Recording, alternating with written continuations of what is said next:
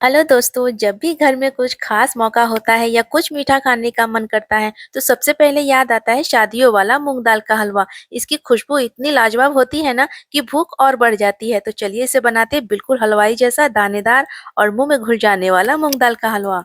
तो सबसे पहले यहाँ पे मैंने 1 कप मूंग की दाल ले लिया है।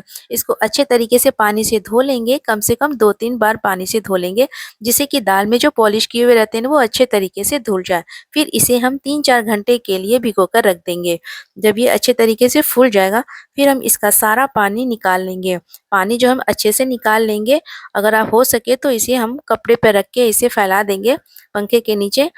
5 मिनट कम से कम फैला देंगे तो ये अच्छे तरीके से सूख जाएगा। फिर हम गैस पर कढ़ाई चढ़ाएँगे और धीमी आँच पे इसे हम भूनेंगे। इसे लगातार चलाते रहेंगे जिससे कि ये नीचे सटे नहीं। ये गीला है तो थोड़ा कम से कम टाइम लगेगा इसे भूनने में।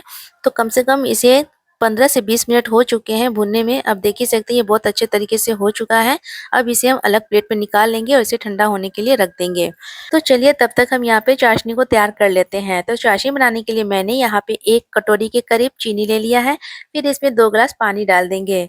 मैं यहाँ पे कम मीठा बना रही हूँ, इसलिए मैं चीनी कम यूज़ कर रही हूँ। अगर आप मीठा ज़्यादा खाना पसंद करते हो तो आप थोड़ा चीनी ज़्यादा यूज़ कर सकती हैं।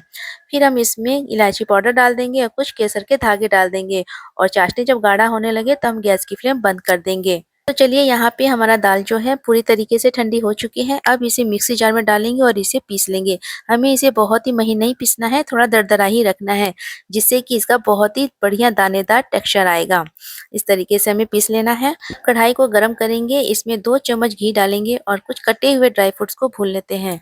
इसको हल्का खुशबू आने तक भूनेंगे, फिर हम इसे निकाल लेंगे। अब इसी कढ़ाई में हम अब घी डालेंगे। यहाँ मैंने घी कम से कम 1 कटोरी लिया है। यहाँ हम थोड़ा-सा घी डालेंगे, थोड़ा बचा लेंगे और बाद में हम इसका यूज़ करेंगे। फिर हम इसमें 2 चम्मच के करीब सूजी डालेंगे और इसे अच्छी तरीके से भून लेंगे। फिर हम इसमें 1 चम्मच के करीब बेसन भी डाल देंगे और इसे भी अच्छे तरीके से भूनेंगे, तब तक भूनेंगे जब अच्छी खुशबू आने लगेगी, तब तक हम भूनेंगे। फिर हम इसमें भुने हुए दाल को इसमें डाल देंगे और गैस की फ्लेम बिल्कुल ही धीमी रखेंगे और इसे लगातार चलाते रहेंगे। यहाँ पे हमें थोड़ा पेशेंस रखना पड़ेगा, क्योंकि हमें इसे लगातार चलाते रहना है, बीच में छोड़ना नहीं है। अब इसे अच्छे तरीके से हमें भूनते जाना है। मुझे यहाँ कम से कम इसे भूनने में 10 मिनट लगे, क्योंकि दाल पहले से ही भुनी हुई थी, इसलिए मुझे थोड़ा यहाँ कम टाइम लगा भूनने में। आप देख ही सकते हैं इसका कितना प्यारा सा गोल्डन कलर आ चुका है, दाल पूरी तरीके से हो चुकी है। फिर हम इसी स्टेज पे चीनी की चाशनी डाल देंगे और इसे लगातार चलाते रहेंगे और तब तक चलाएँगे जब तक कि जो है गाढ़ा ना हो जाए और गैस की फ्लेम बिल्कुल ही धीमी रखेंगे, तेज़ नहीं करना है हमें। और जब गाढ़ा हो गया, अब हम इसे थोड़ा-सा मलाई डाल देंगे, फ्रेश क्रीम डालेंगे। अगर आपके पास दूध हो तो वो भी डाल सकते हैं।